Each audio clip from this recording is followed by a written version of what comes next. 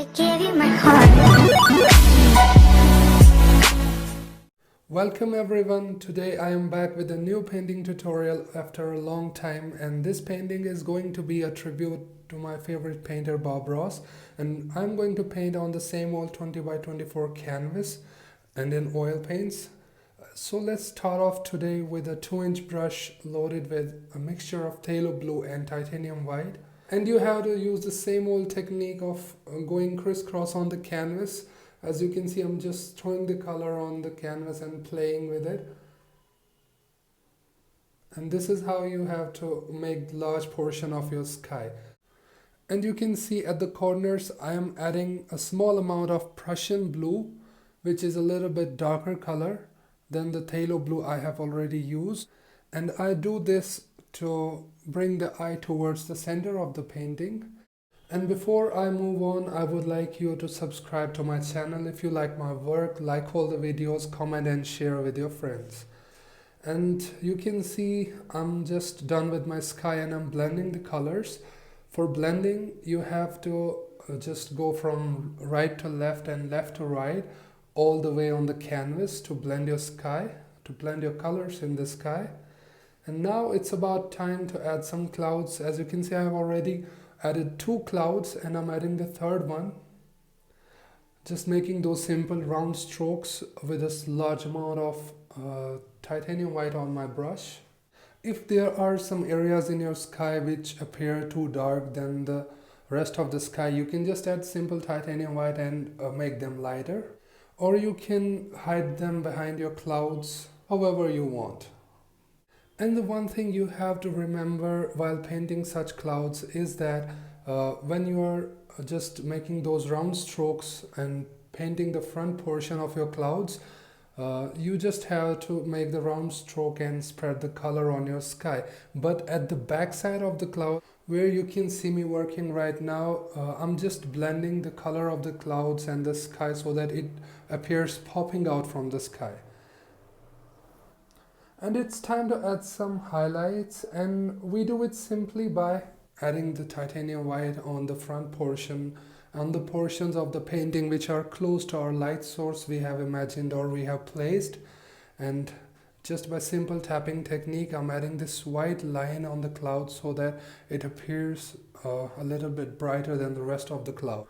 And you can do this with all the clouds you want, but you just have to remember that the portions which are closer to your light source must be brighter than the rest of the thing you are painting.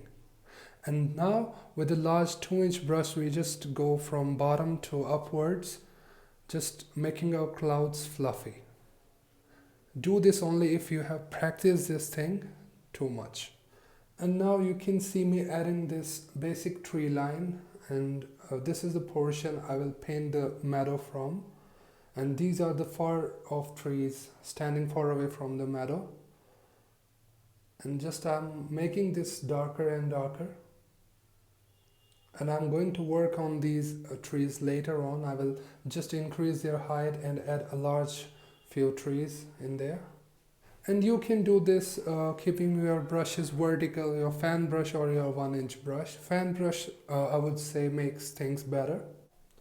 And now I'm going to add grass with my 2-inch brush, and this is again the simple tapping technique. And I have imagined my light source from the right side of my painting, and that's why I'm just using the dark sap green and a small amount of black in there just to make our grass darker. And as I subsequently would move towards the right side of my painting, or you can say closer to my light source, I would add a small amount of yellow ochre in there. And as you will see in the video, I have also added a small amount of red or the Indian yellow into the grass just to give it a different flavor so that it does not look even.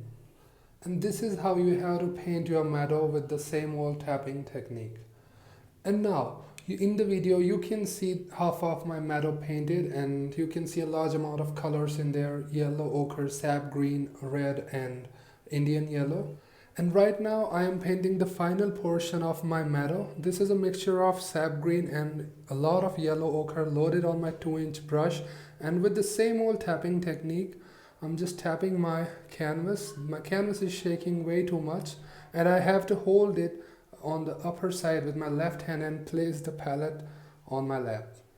And there's this one thing you have to remember is that there shouldn't be much of distinction between the two slopes of the meadow. And this is the final thing, and adding a good amount of highlight on my final portion of the meadow. And now it's about time to draw a big tree, and it's just the midnight black on my 1/2-inch brush. And you need not to make this tree distinct because you are going to add a lot of highlight later on this, and you need not to make it even darker. Just a simple indication that there lives your tree. And you have to paint this tree with a lot of confidence because it's going to be one of the features of the painting, one of the main features I would say. And that's why you just have to put on the effort to paint this. And the one thing you have to make sure is that you don't slip away from the tree line, because if you just go out, it will ruin the effect. And as I already said while I was painting these trees that I'm going to work on them later on, you can see me using the 1/2-inch brush and from the bottom going towards the upper side. And while doing this, you have to remember is that make some trees larger and keep some trees small so that it gives the indication that there lives a whole lot of forest. And right now on your 1/2-inch brush with the least little amount of green, just work from the bottom towards the upper side to give the hint of green color to your forest. And right now I am going to make the same forest on the lower side of the painting using the same technique. If you are having a fan brush, which I'm not having right now with me, you must use one because the effect of the fan brush will make your trees exactly what they look like and you won't have to put in a lot of effort. And I'm going to paint this kind of trees only in the center of my painting, and on the sides, on the right side and on the left side, I'm going to add evergreens. And right now I have decided to paint 3 evergreens on my right side of the painting, and these are the 3 lines I will work upon, and these 3 lines would be considered as tree trunks.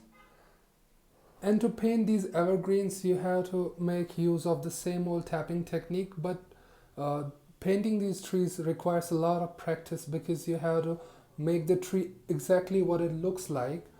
And as you can see, I'm just tapping, but the strokes of my brushes are sharper towards the ends.